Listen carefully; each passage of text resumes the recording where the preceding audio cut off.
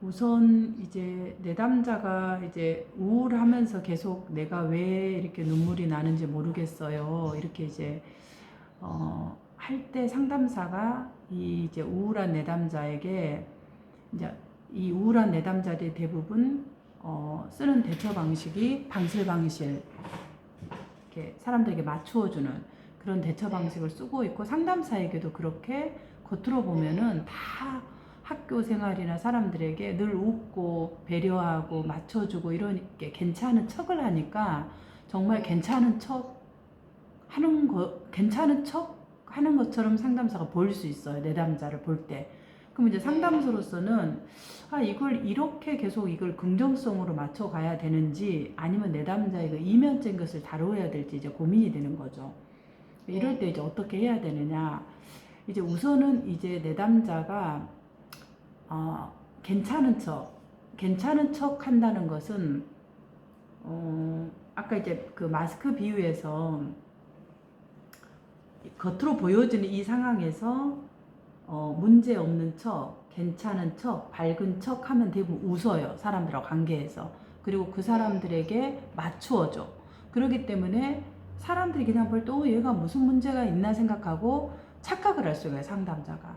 근데 이제 그 이면에 근데 이제 이 사람들하고 관계에서는 이러는데, 문제는 내가 왜 눈물이 나는 줄 모르겠어요. 혼자 있을 때. 이거잖아요. 그러면 눈물이 난다라는 게 원래 사람들에게 다 있고 모두 다 있고 이러면 이제 이건 주요 우울장에 해당되겠죠. 계속 시도 때도 없이 눈물이 나고 내가 의욕도 없고 동기도 없고 잠도 못 자고 그다음 먹는 것도 힘들고 이제 뭐 기간도 좀 어느 정도 되고 이러면 이제 뭔가 주요 우울장에 해당이 되겠지만, 이 내담자는 특정한 시기에 시간에만 지금 눈물이 나는 거예요. 그 말은 사람들하고 관계를 할 동안에는 맞춰준다고 자기의 삶의 방식이 수업이 되어서 몸의 언어와 살아가는 방식들이 사람들에게 항해져 있는 거죠. 그러니까 자기로 돌아올 수가 없는 거예요. 근데 이제 온전히 자기가 혼자 있을 때는 주로 이제 사람들 다 자고 새벽 시간이 혼자 있는 시간이죠. 잠이 안 오고 혼자 있게 될 때, 그때 이제 뭐라 그럴까, 어떻게 우리가 말하면 좀 편안한 상태, 심의 상태, 내가 사람들에게 맞춰주지 않아도 되는 상황, 온전히 내 안에게 있는 상황일 때 대부분 자기에게 집중되어지면 이제 감정이 내 몸이 정직하게 반응을 해요. 몸의 언어는 영혼의 언어라 그러잖아요. 그러니까 몸이 정직하게 반응하니까 사실은 그때 이제 눈물이 나오는 거죠. 그러니까 이 지점에서 상담사가 해야 되는 건, 내담자가 이렇게 내가 왜 이때만 이렇게 눈물이 날까요? 이 부분을 내담자가 알아차리게 하는 것이 우선 필요하겠죠. 내담자하고 이야기를 해 나가면서. 그러면 이제 지금 제가 얘기했던 이 부분들이 내담자하고 알아차리는 어떤 그 지점으로 인식하게 하는 것이 첫째는 필요할 것 같아요. 그러면 이제 왜 이 부분이 괜찮았다고 지금 이 시점에서 이렇게 눈물이 났을까? 그리고 왜 이게 자살을 생각했을까 했을 때, 아까 말했던 내가 혼자 버려질까, 남아졌다라고 생각이 들었는데, 그동안에는 부모의 죽음이 아니라 부모가 나를 버리고 가출했다라는 이, 쉽게 말하면 극과 극의 상태죠. 죽음이란 건 우리가 명분이 생기잖아. 내가 외로움도 견뎌야 되고 혼자 있는 것도 견뎌야 되는, 외로움을 견뎌야 되는 명분이 생기는데, 부모가 가출해버렸다라는 것은 내가 지금까지 견뎌왔던 내 외로움과 우울과 그 돌봄받고 싶고 사랑받고 싶었던 그 명분이 없어져 버린 거예요. 내가 버텨왔던 다리가 사라져 버린 거예요. 그렇기 때문에 내가 살 이유가 없고 너무 기가 막힌 거야, 명분이 사라질 때는. 그래서 이제 우울이 극심하게 올라오는 거죠. 그래서 이 과정을 내담자가 알아차리게 도와주는 것이 사실은 필요해요. 그러면 이제 내담자에게 그러면 내가 왜 우는지를 안다라는 것은, 내 눈물을 내가 내 몸의 언어를 타당화시켜주고 울 수밖에 없고 우울할 수밖에 없었다라는 것들을 내담자가 아는 것이 필요하죠. 그게 이제 인간 중심에서는 이 내담자의 경험을 타당화해 주는 거죠. 상담자가 해야 될 것들이. 그러면 타당화해 주는 것이 내담자한테 어떤 이유가 될까요? 이제 방어 기제하고 연관되는 거예요. 이렇게 내가 살기 위해서 내담자가 썼던 방식이 뭐냐면 이제 내가 힘든 부분이 있어도 웃어야 돼. 왜? 내가 살아남기 위해서. 내가 할머니 집에서 큰아빠 집에서 뭐 돌아다니면서 내가 내 엄마가 아닌 부분에서 살아야 될 때 얼마나 척을 하고 살아야 되겠어요. 나 지금 괜찮아. 잘 있어. 나 버리지 말고 내가 이렇게 잘하고 있잖아. 이걸 보여줘야 되잖아. 이게 생존이었잖아요. 그때는 그럴 수밖에 없었겠다. 엄마가 있으면 투정도 하고 싫어. 안 할 거야. 싫어. 이렇게 할 수 있는 확률이 더 많잖아요. 물론 부모가 앞에서도 그렇게 못하는 내담자도 많이 있죠. 그렇지만 부모 앞에서도 못하는데 하물며 할머니나 뭐 큰아빠나 큰엄마나 뭐 다른 그 친척들에게 이런 내가 하기 싫어 이렇게 얘기할 수 있는 사람이 있을까요? 없다라는 거예요. 그거를 상담자가 타당화해 줄 때 내가 지금까지 살아왔던 삶의 이 생존 방식, 대처 방식, 척하는 방식이 이럴 수밖에 없었다. 내가 이런 것들을 자기가 타당화를 받는 거예요. 그럼 내 경험이 잘못되지 않았다라는 것으로 괜찮다라는 경험을 하는 거죠. 안심이 된다는 거죠. 그러나 지금은 이제 내가 봤을 때 내가 원하는 게 뭐냐? 내가 척하고 싫고 하기 싫어. 이건 안 하고 싶어. 이 말을 하고 싶을 거 아니에요. 사람들에게.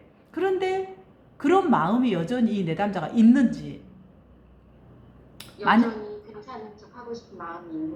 그런지. 근데 이제 그런데 그렇게 한다고 할 거예요. 왜 그러냐? 그럴 때 대부분 두려움 때문에 그걸 계속 해야 된다고 생각해요. 왜냐하면 아직까지 이 내담자는 자기가 내가 사람들 앞에 하기 싫어요. 내가 원하는 것을 얘기할 단계는 아닌 것 같아. 지금은 내가 맞추어 주는 게 너무 당연하다고 생각하고 그렇게 살아온 내담자인데 왜 이렇게 눈물이 나는지를 모르는 첫 번째 단계에서 멈추어진 것 같아요. 그러니까 내 몸에 얘기하고 있는 이 부분을 내담자가 먼저 알아차리는 것이 1차적으로 필요하겠다. 단계별로 얘기하자면. 그 다음에 이제 내담자가 그거를 알아차리고 나면은 본인이 이 척하면서 살 수밖에 없었던. 근데 지금은 내가 이 척하면서 살고 싶지가 않은 거죠. 살 이유가 없는 거예요, 명분이. 부모도 나를 버리고 갔는데, 부모도 나를 싫다고 했는데, 내가 살아야 될 이유가 무엇인가? 이렇게 이제 내담자가 자살에 대한 사고를 생각하는 거죠. 그러면 내담자가 이제 이 지점에서 상담자하고 이야기의 마음을 들어가는 거죠. 그러면 그럴 수밖에 없었겠다. 또 타당화. 그렇지만, 내가 지금 이 시점에서, 살 이유, 이렇게 죽음의 이유를 내담자가 이제 내가 살 명분이 없다고 자살의 사고나 충동이 들었다면은 지금은 들지 않는다 그러면 무엇 때문에 그런 건지 뭔가 이제 이 내담자를 잡고 있는 것이 있을 거라는 거죠. 그게 무엇인지 그것들을 이제 내담자하고 같이 찾아봐야 되겠죠. 그래서 내담자가 내가 이 해피라는 방어 기제를 쓰면서 척하고 이렇다는 걸 내담자가 인식을 해야 돼요. 인식을 해야지 그 다음에 이런 이제 해피나 합리화, 뭐 웃으면서 하는 이 방어 기제를 제거를 하는 것이 아니에요, 지금은.